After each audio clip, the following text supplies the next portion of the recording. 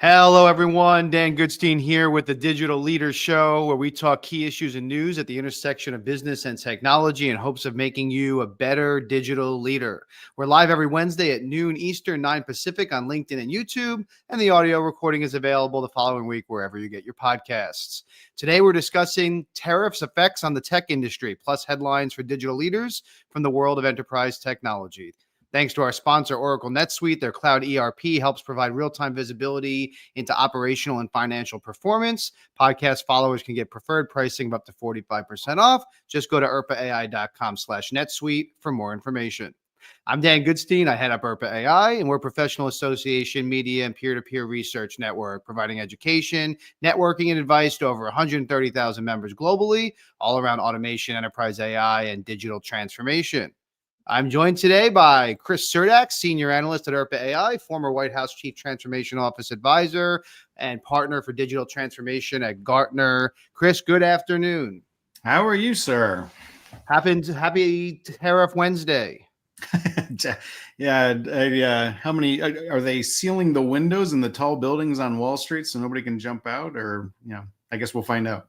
It was turbulent. I think I've been trying to keep track of it so we'd be timely. And every time I check, it's up, down, up, down. Yesterday was even more turbulent. There was rumors of some resolution that were then dispelled as fake news by the White House. And so here we are. So we're going to talk about tariffs in a moment. But in other news, there's a couple things coming out around AI policy, which I thought were very interesting, including the White House announcing a major shift this week, ordering agencies to appoint chief AI officers and develop strategies to expand the government use of AI.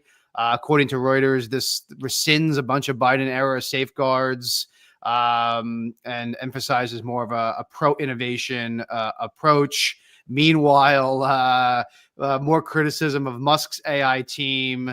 Doge is, according to another Reuters report, allegedly using AI to monitor federal employee communications.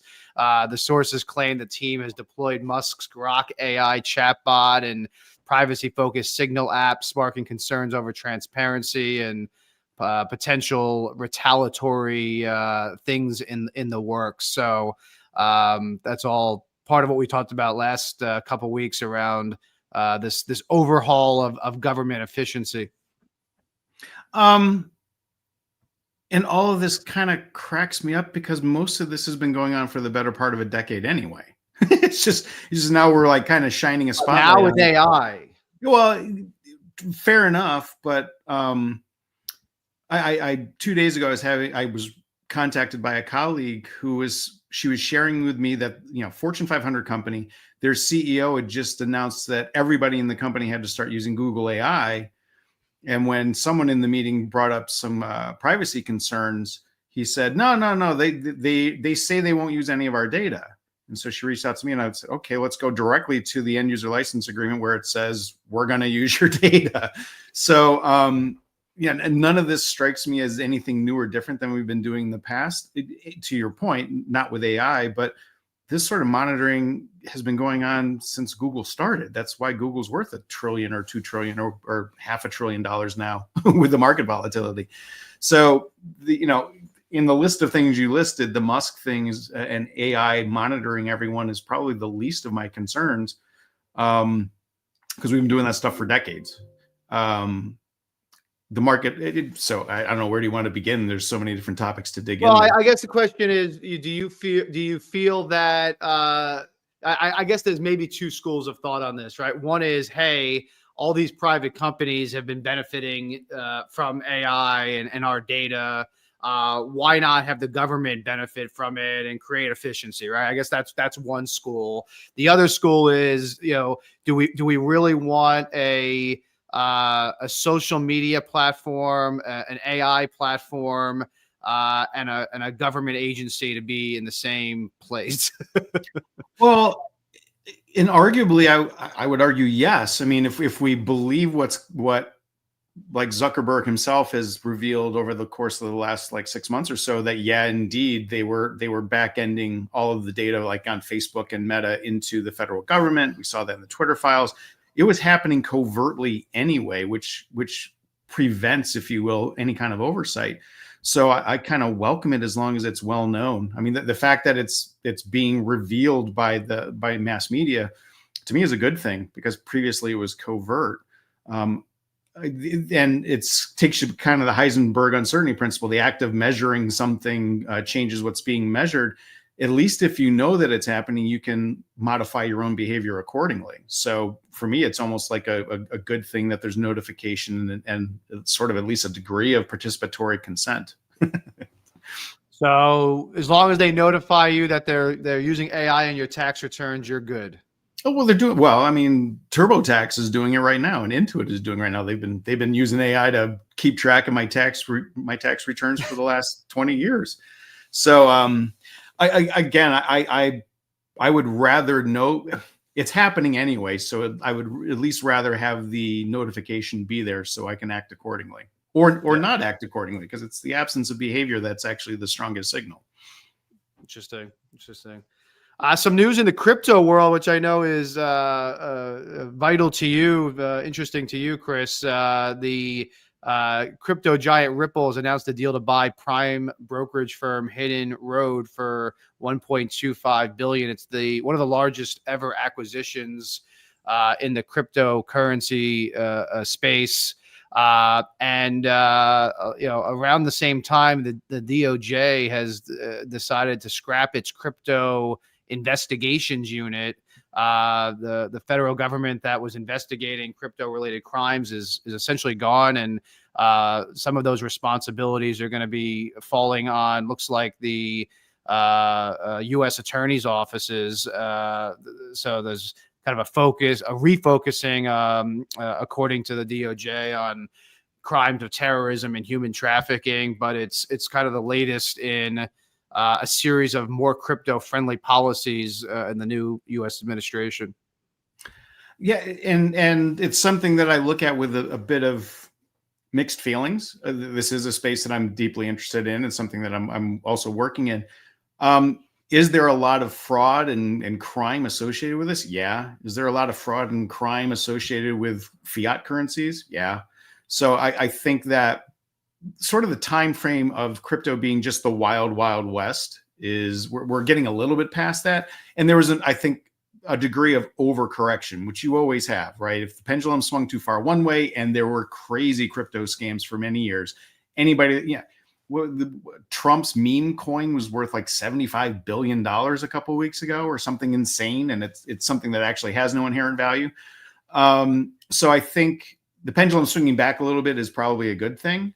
And hopefully some calmer heads will prevail there. I do still think it's an avenue for tremendous amount of fraud, but it's also an avenue for tremendous amount of value, and having a more balanced perspective on that is probably good for all parties involved.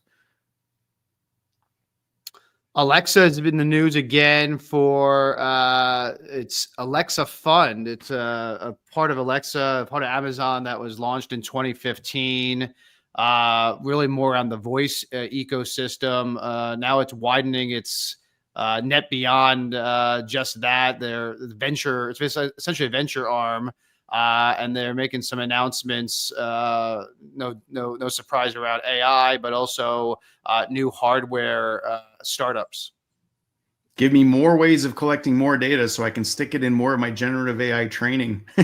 I think there was also an announcement by OpenAI yesterday about starting to invest in devices. It's more endpoints to collect more data.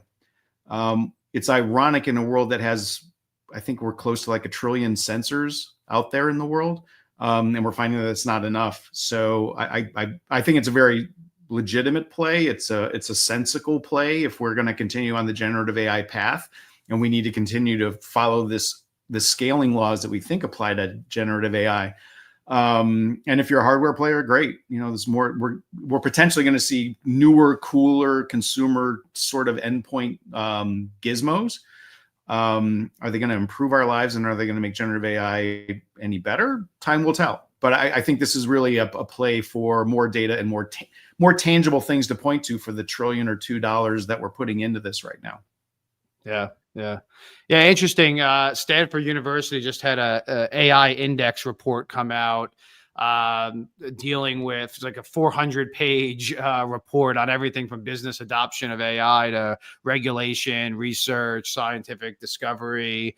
And one of the takeaways from the report is that it's just the pace of how quickly these models are improving. They're even saying that there's very few task categories where human ability is able to surpass AI, and that the performance gap is shrinking, very, very rapidly, especially in the last 12 months. So, you see these kind of multiple horses kind of running, and then, kind of coming together.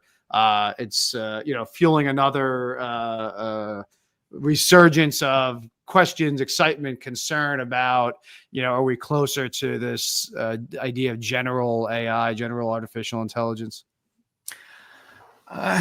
And I have a very yes, but with that sort of thing. I mean, the metrics themselves, we have to call into question.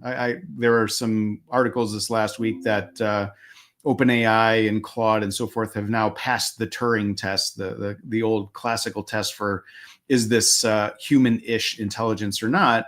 And that was based on, could a regular human determine if the responses they were getting was from a machine or a person? The mathematics are such that we're getting more and more average, which for half of our use cases is a good thing. You're improving up to the average. For the other half, it's a detraction potentially. So it's sort of a mathematical inevitability that we're heading down this path, but it also means that we're starting to see a little bit of the going down the statistical rabbit hole, where further improvements are going to be more difficult, and then deviations away from that metric are going to be more pronounced. And I think we're starting to see some evidence of that too. All in all, with the level of investment we're putting into the technology, one would hope we're seeing these sorts of significant advances. But I think that there's a range of tests or metrics that we're not looking at that would show that we're getting further away from what we might consider AGI as opposed to closer to it.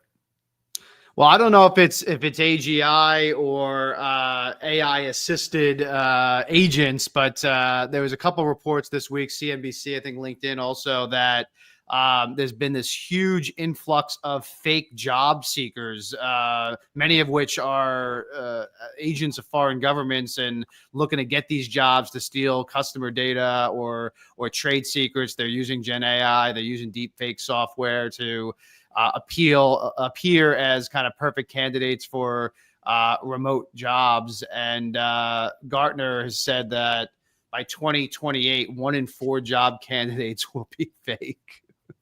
Well, and to me, I think if 1 in 4 candidates is fake, then we're finally catching up with the number of fake job postings that are out there, right? Because we hear the reports all the time that people will apply to 500 jobs and never hear back on a single one. This is also a pandemic story. I remember back in the pandemic, one of the companies I worked with had hired someone remotely, and they had noted that it was a remote worker, but was in the US, supposedly. And they noticed that the person, after they were hired and started working, they were working really strange hours. They were always logging on, 8 hours ahead of what would be a normal work schedule. And it turned out the person had gotten the job legitimately and then outsourced it to someone in another country. And that person was doing the work for them, and they were making money on the difference. And not only that, they later discovered that same person had 5 people doing that. So this is kind of this is like a 6-year-old story to a certain extent. We're just taking that sort of fraudulent Trojan horsing of multi-shoring and using AI to do it. This is part of that challenge that we're going to have. It's part of the digital gray goo problem I talk about. Where most of the internet in 5 years is going to be agents yelling at other agents, and then we're training more agents based upon the agents yelling at the agents. And I'm not sure that that's a good thing. Yeah.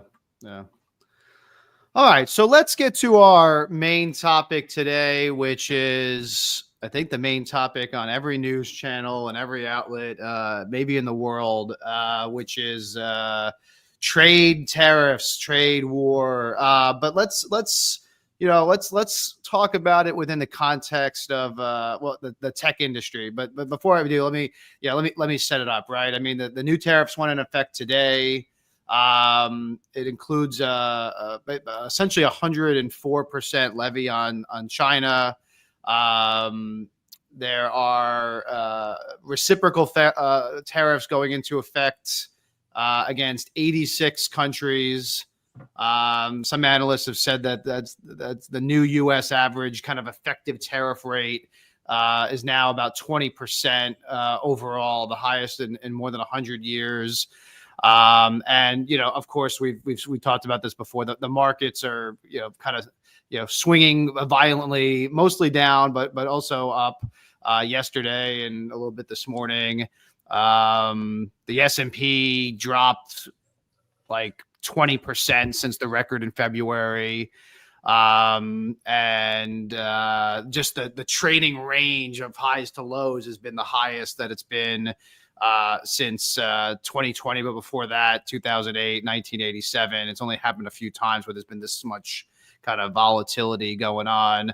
And Asia and Europe are launching new reciprocal tariffs today. So lots of crazy stuff going on. But what I want to focus on, Chris, is how does this affect the tech industry, right? I mean, it's not too dissimilar from at least some of the things that happened in the outsourcing space a while back around changing in visa policies and things like that, but maybe at a bigger scale and with more volatility.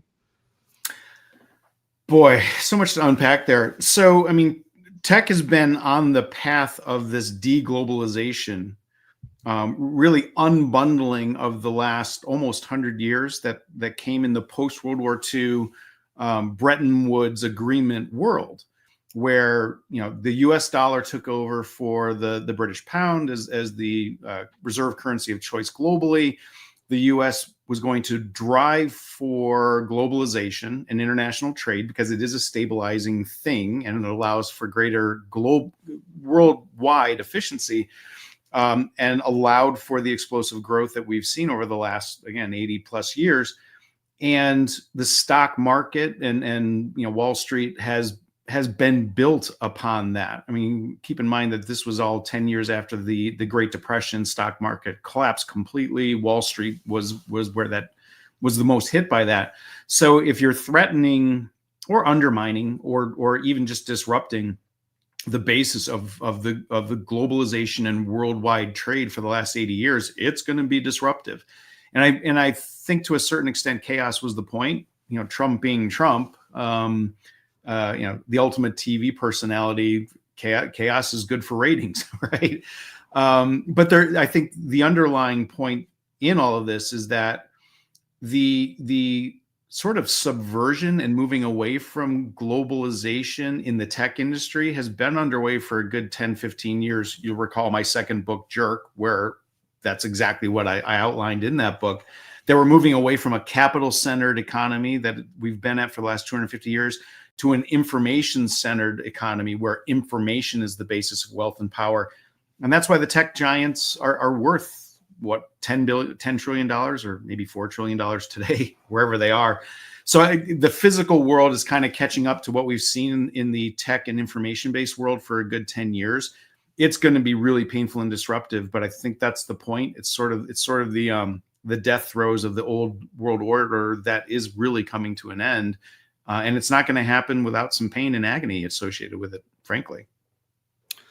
Yeah, I think some of that's fair, right? There's debates about whether tariffs are good or bad from a philosophical standpoint, right? But I think that it's a choice, and if the choice is, hey, let's be less reliant on other superpowers and let's bring more manufacturing, back here, then maybe that has its advantages. It's certainly a policy decision. Whether it's good or bad for the country is another topic, but what concerns me is the gap between, where we are today and when we'll start seeing the fruits of that change, right? I mean, I saw somebody talking on, I think it was CNBC this morning, that, the average manufacturing operation takes about 5 years to build. That's a long time, right? To say, hey, we're gonna create all these tariffs, which essentially is going to raise the price of everything 50 to 100%. They're talking about the price of an iPhone. If Apple passed on the entire tariff from a Chinese made iPhone onto a US consumer, would be like another $1,500. I mean, those are big numbers, right? Laptops and cell phones are, I think, top of the list as far as imports, right? So what do you do with that cost increase? Do you pass it on to the consumer? Do the tech companies absorb it? Does it hurt their margins? And by the way, they've got to make investments, right, to bring manufacturing back, right? So what's the cost and time frame associated with that? That 5 years is a big window, especially in this AI world that we're in. It's all absolutely fair. And the time between the stimulus and response here, when the tariff applies and when we've moved manufacturing back on shore, it's not a gap, it's a chasm, right? To your point, it's like multiple years. But I think, again, if we're coming to the end of the Bretton Woods era and the globalization era, and that's kind of a necessary thing, because the cost to America, the cost to us for supporting globalization and sort of being the police officers of the world, is $25 trillion of debt. We're spending $3 billion a day on interest on that debt. It's simply unsustainable. So what has worked in the past to provide a great deal of growth and stability, we've also lifted a greater percentage of humanity out of poverty in the last 25 years than has ever existed. So there's lots of positive to globalization. To your point, I mean, do you really need to replace your iPhone with the latest version once a year? I have an iPad here right in front of me. It's like 6 years old. It still works great. So there's a level of consumerism that globalization supports that isn't necessarily good for us, good for the world, good for the economy. It looks good because it adds to GDP and it adds to, say, Apple's bottom line. But is it really good for us as a society? I think it's potentially questionable. The level of change that we're potentially looking at coming at us for at least another 3.5 years is such as it's going to be highly disruptive. So, fasten your seatbelt and we'll see what happens. But I think the acknowledgement of that era of the last 80 plus years, Bretton Woods, US, we were the arsenal of democracy. World War II was an economic war, and we won that economic war, and we've reaped the benefits of that. And we were a kind enough country to really share those benefits with the rest of the world selfishly so we could consume more stuff. But that whole model is now no longer sustainable. So, we're going to have to change whether we like it or not, I think. Yeah, I think what's concerning, exciting if you have a business that could generate opportunity out of it, but largely is how dependent the tech industry is right now on imports, right, and especially imports from China, right? Now, I will say, there's an exemption right now, and this changes by the hour, but right now there's an exemption on semiconductors. So there are no tariffs on semiconductors, which I think is very interesting. And I guess, in alignment with what we talked about in the headlines about, some of this AI policy coming out of Washington. So semiconductors are excluded, but, as I mentioned before, iPhones are not. Computers themselves are not. A lot of the components to build the data centers that are supposedly in huge demand are not. And these things are not. We don't have the capacity to manufacture these things in the U.S. So that is a global issue. And even Apple has said we're going to temporarily move some of these iPhone manufacturing to India and some other places, but a lot of the places where they would be made, Taiwan, Vietnam, are on that tariffs, pretty high tariffs list. And the bulk of it comes from China, right? All of the bulk of these components, everything from the chip in your car to the tchotchke that you bought on Temu or eBay comes from China. And apparently there was a loophole in the current policy, the previous policy, that allowed goods under $800 to avoid even the tariffs that existed before for certain types of goods, which is essentially what has fueled in part the Temus and the Alibabas and parts of Amazon where you buy in Chinese goods, eBay and things, and they're closing that loophole. They either have or are about to sign an executive order closing that loophole. So everything, even those tchotchkes that you're buying, those USB drives with your logo on them that you're handing out at conference, all of those things. Well, and the loopholes and the exceptions and so forth just reinforces that this is a show, right? This is a show being performed at a global stage. We are deeply interdependent globally. That's what globalization did, and to unbundle is going to be painful. And there's certain we simply couldn't do this with semiconductors, which is why there's a loophole there. But the show, the discussion between world leaders, both political and business leaders, is we need to change the way we've been operating. It's not sustainable, and the change is coming. And now's the time to negotiate. And I'd seen one economist kind of famously say, as hard as we are on China right now with these threats, Vietnam is stepping up and saying, "Hey, we'll work with you. We'll take that deal with you." And so there's a lot of, I think, that sort of maneuvering going on. And the point of the caps, and I'll never forget, I think it was pineapples.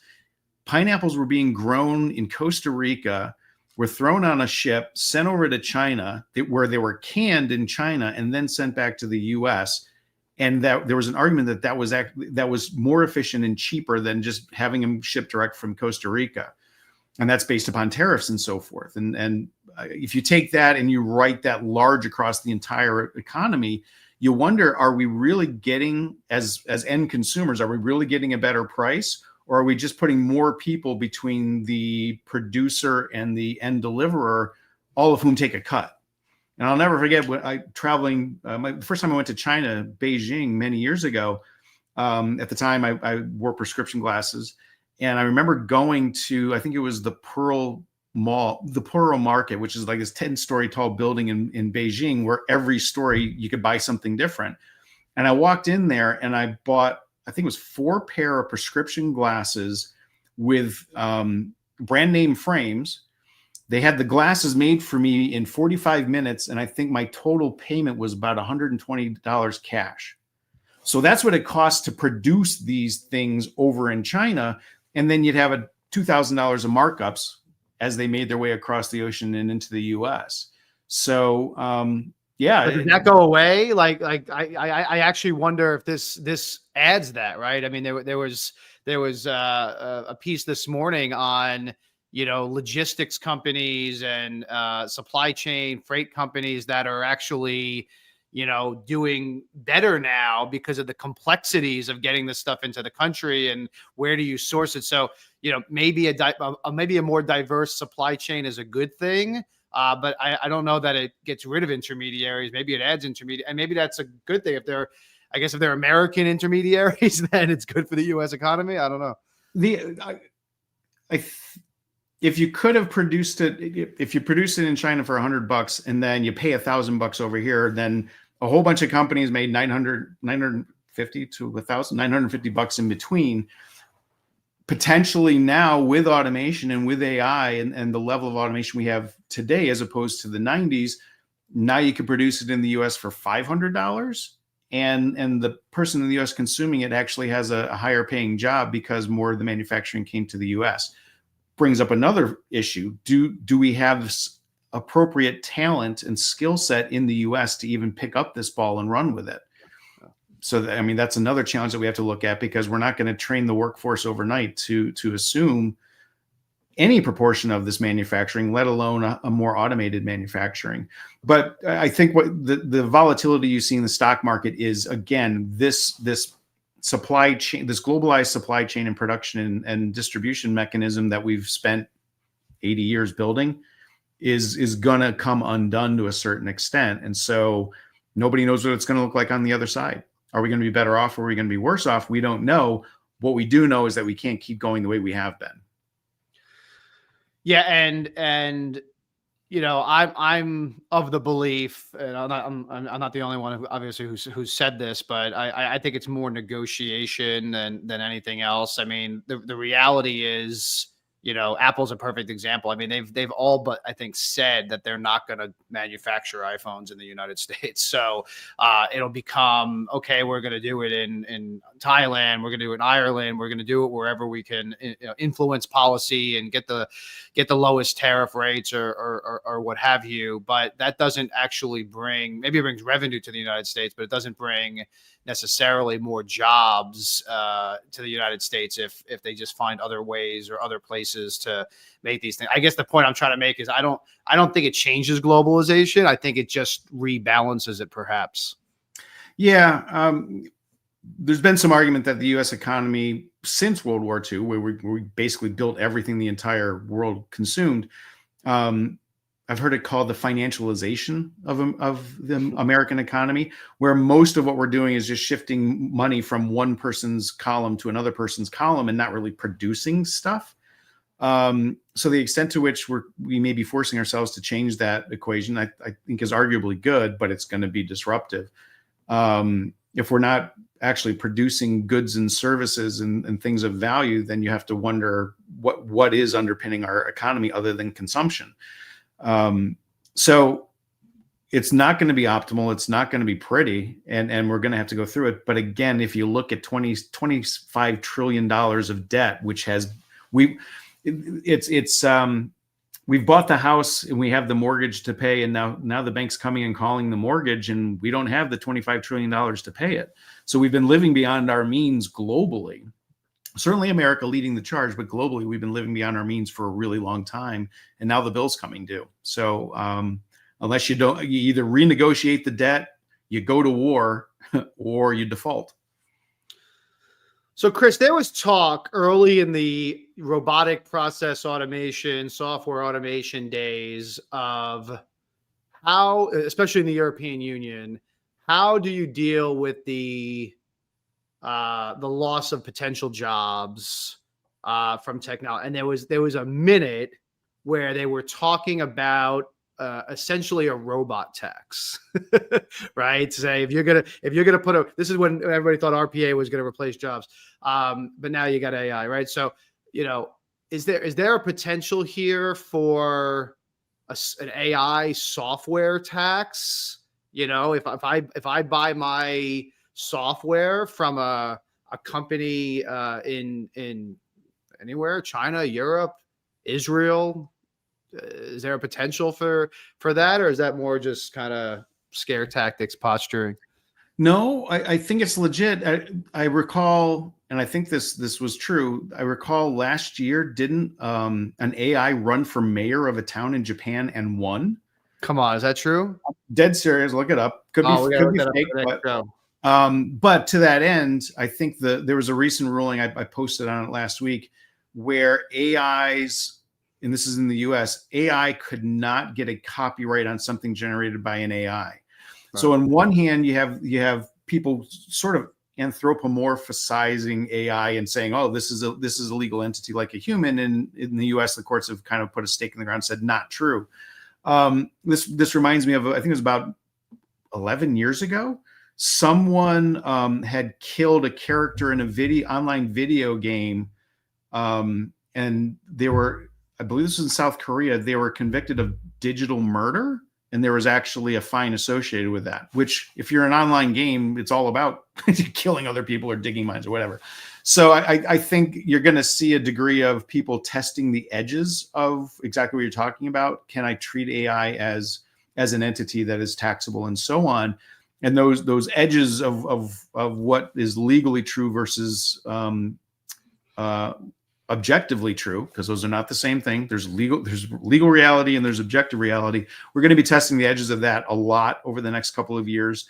And it's going to be a wild ride because different jurisdictions are going to rule differently, as those two examples right there in the last week kind of show. Yeah. And then the other question is, do things like that, curb, one of my general themes is, and it's usually related to regulation, is, does it too oppressively combat innovation, right? Do companies stop innovating because it just, either too difficult, or in this case, maybe too costly? I've seen some reports where some supply chain experts are saying we're going to have less variety for goods in the U.S. because what companies are going to do is they're going to decide to only offer only going to import into the U.S. or export to the U.S. Their highest margin products as a result of this. So they might not pull completely out of the U.S. market, but they might go from 50 options to 7 options because they're the most profitable options, and not even offer certain options. Microsoft has already kind of come out and said they're pulling back on some data center investments and stuff until things settle down a little bit. So I would say brace for impact. I chuckled a bit as you said that. We have way too much choice, right? Less choice because where's that psychosis of having too much optionality. And I laugh because I had a roommate when I was in my 20s from New Zealand, and his girlfriend came over to visit for a few weeks. And when he was off to work, he asked her, "Hey, go down to the grocery store a couple blocks down the road and pick up some stuff." And he asked her to get some peanut butter. And I got home before he did. And I remember coming back home and she was sitting on the couch crying. And I said, "What's wrong?" And she said, "I went to the grocery store to get peanut butter and I had no idea what to pick. There was like 800 different kinds of peanut butter I could choose, and she couldn't make up her mind." And she literally broke down in tears for having too much choice. Anyone from America that's traveled abroad knows exactly that scenario. You go into a even the idea of a supermarket, right, is not as wide as we think. Supermarket in Colombia is like the size of a US 7-Eleven, and you'd have like 3 shampoos to choose from, and maybe 5 different kinds of drinks to choose from, but you had fresh vegetables that were grown 2 miles away. I'll never forget the last time I was in Colombia, they had fresh eggs. They weren't even refrigerated. They'd just come from a farm a couple miles away that morning. So again, I think we have been flooded with too much choice. And in some ways that's good. In other ways, it's actually very, very bad for us. So that may be true, but Americans love their choices. And as soon as you start taking away choices, which may be construed as freedoms, Americans get very defensive. And ironically, it's even more so perhaps the people that are, voted for Trump, that may be the first to be like, "Hey, this product that I used to use is not available anymore. What's going on?" But and this is right out of my books, by the way. I go back to Henry Ford and the Model T to get scaling of the car industry. You could have any color car you want as long as it's black. And now I can get a wrap for my car that's the craziest color ever. Is that degree of choice a good thing or a bad thing? And this polarity, I want things that are either hyper commoditized at no cost, virtually no cost, or I want something that is so hyper customized to my specific need, I will pay anything for it.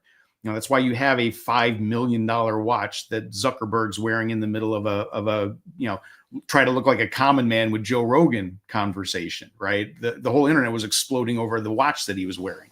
Well, the other issue is, I think you create a world, to your point, you create a world where the average Joe can only buy the black Model T, and if you want to have the bright pink one, you're going to pay dearly for it. So it creates more of this, emptying of the middle class and a two-party economic situation country. I mean, you think about, and by the way, it already happens to an extent. When I bought my last car, So I live on Long Island, so we're kind of like, secluded. I mean, obviously you can go to the city and you can go to the rest of but like it's an island, right? And when I started actually it was during COVID when I realized that, because I was buying the car for the first time virtually because I wasn't going into dealerships during the pandemic, and a lot of them would let you do that, DocuSign, and bring the car to you or whatever. I found out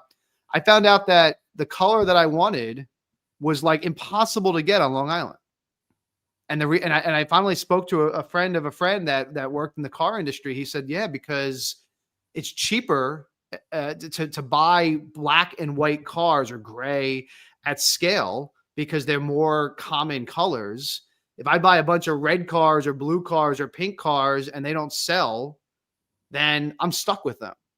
Mm-hmm. Right. So they purposely pick the very mundane. If you want to get a different color, you have to expand your range a lot. I mean, to get the color I wanted at that point, I had to go like 70 miles away to a dealership that had, and by the way, they had two and like 70 miles of that car, which of course increased the price, right? They're not negotiating that price of that car because it's the only one of that color in like a 70, 80 mile radius. So there's already some of that happening, been some of that happening for years, just for business reasons. I think it's going to happen more, but people don't like that, man.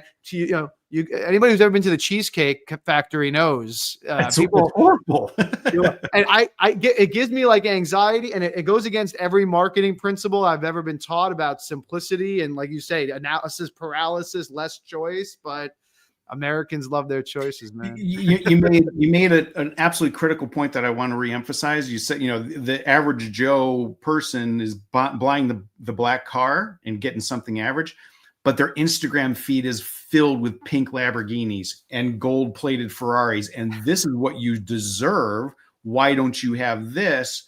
But so your dreams and the attentionomics of your social media feed is telling you deserve this thing over here, but all you can achieve is that over here. That's a recipe for social disruption. Yeah. Well, listen, in the meantime, people are advising to buy your electronics now. Unlike Chris, if you want a new iPhone or laptop, now is the time. Apparently, they're only going to tax devices that have not left wherever they came from, right? So if it's in transit now, it's not subject to the tariff, and if it's a component, then it takes months to make these things. So you might be okay for a short amount of time. Bad news is that the Nintendo Switch 2 pre-orders have been canceled. I was going to say, this sounds like the last hope for Best Buy to not go bankrupt, right? It was, the tariff is just a way of getting them to. Oh, did you see I didn't mean for it to be a bashing Best Buy show, but did you see my show last week with Kieran? We were talking about customer experience and tale of two experience. I was comparing Amazon to Best Buy. Yeah, maybe this will be the nail in that coffin. I don't know. I'm not saying I'm hoping for that, but I'm just saying. Their creditors can finally liquidate the remaining stock. Yeah. But no Switch 2 because they just don't want to deal with it now. And by the way, I have to say, I'm going to show my dork here. But apparently the president of Nintendo of America is named Doug Bowser. Can you believe that? Hey, everybody get that joke? That's I can't even believe that's true. That's blew my mind for today. I think it's almost inevitable. It wasn't on purpose. Apparently, I actually looked into this. This is how dorky I am. That's a coincidence, but the name Yoshi was named after an attorney that saved Nintendo from some bad lawsuit many, many years ago. And so they named the character Yoshi after the guy. But apparently there's no connection between Doug Bowser and Nintendo other than the fact that he runs Nintendo America. As I say all the times, there's two things that make humans unique. Our use of tools and our love of storytelling. So always have a good story to tell. There you go. Well, thanks for joining us, everybody. We'll be back Wednesday at noon Eastern, 9 Pacific. In the meantime, if there's anything you're working on, you need some help with, please let us know. We have a team of analysts like Chris, IRPAai.com/analyst for more information. And if you're on the sell side and you're looking to promote some of the things that you're doing, you can become an approved vendor. or take advantage of one of our vendor subscriptions at irpaai.com/provider subscriptions. Thanks, Chris. Have a great week, and we'll see you next week, everybody. Take care, everyone.